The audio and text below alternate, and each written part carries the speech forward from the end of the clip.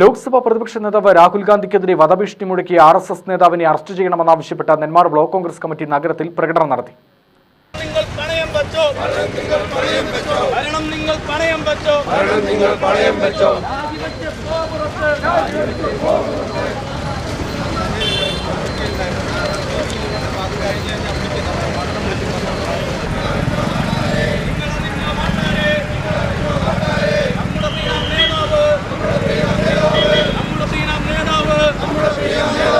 രാഹുൽ ഗാന്ധി നേതാവിനെ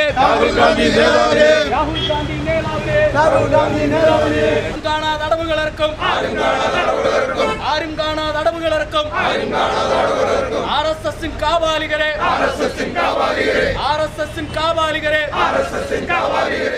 DCC secretary CC Sunil ഉദ്ഘാടനം ചെയ്തു.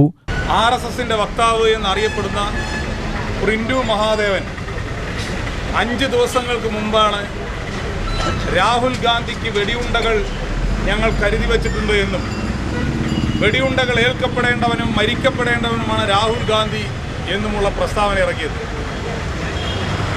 ഈ കഴിഞ്ഞ 5 ദിവസം മുമ്പ് ഇത്തരത്തിലൊരു പ്രസ്താവന ഒരു BJPയുടെ വക്താവ് ചാനലിൽ വന്നിരുന്ന് പൊതുസമൂഹത്തിന് മുമ്പിൽ അവതരിപ്പിച്ചിട്ട് ഇത്രയും ദിവസമായിട്ട് അദ്ദേഹത്തിനെതിരെ പരാതി കൊടുത്തിട്ട് ഒരു ചെറിയ പെറ്റിക്കോഴ്സ് പോലും എടുക്കാൻ കേരളം ഭരിക്കുന്ന പിണറായി വിജയൻ്റെ പോലീസ് സേന തയ്യാറായിട്ടില്ല.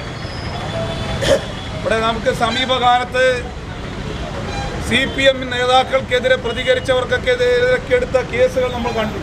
ഇന്ത്യ മഹാസഖ്യത്തിൽ ദേശീയ തലത്തിൽ ഉൾപ്പെട്ട CPMന്റെ മുഖ്യമന്ത്രി ഭരിക്കുന്ന കേരളത്തിലെ പോലീസ് സേന കേസെടുക്കാൻ തയ്യാറാകുന്നില്ല എന്ന വിഷയം ഉന്നയിച്ചുകൊണ്ടാണ് ഇന്ന് കേരളം മുഴുവൻ നമ്മൾ പ്രകടനം നടത്തുന്നത്. ഇവിടെ നമുക്കറിയാം, ഇന്ത്യ മഹാരാജ്യം സ്വതന്ത്രമായതിനു ശേഷം ഈ ദിവസത്തെ ചരിത്രം വരെയുള്ള ചരിത്രം പരിശോധിച്ചാൽ കോൺഗ്രസ് പ്രസ്ഥാനം എന്ന് പറയുന്നത് രക്തസാക്ഷികളുടെ പാരമ്പര്യമുള്ള പ്രസ്ഥാനമാണ്. ബ്ലോക്ക് പ്രസിഡന്റ് വിനോദ് ചക്രായി അധ്യക്ഷത വഹിച്ചു. KR Padmakumar, K Abbas, MR Narayanan, R Suresh, PS Ramanathan, M ദേവൻ, S സഞ്ജു, ശരത് ബാലൻ എന്നിവർ പ്രസംഗിച്ചു.